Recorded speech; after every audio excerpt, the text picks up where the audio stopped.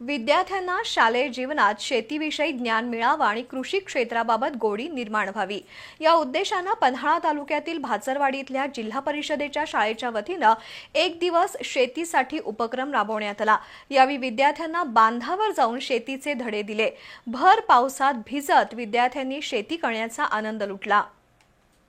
कृषीप्रधान देशात लहान वयापासूनच विद्यार्थ्यांना शेतीची गोडी लागावी आणि शेतीविषयक ज्ञान मिळावं यासाठी पन्हाळा तालुक्यातील भाचरवाडीतल्या जिल्हा परिषद शाळेच्या वतीनं एक दिवस शेतीसाठी उपक्रम राबवून विद्यार्थ्यांना शेतीचे धडे देण्यात आले।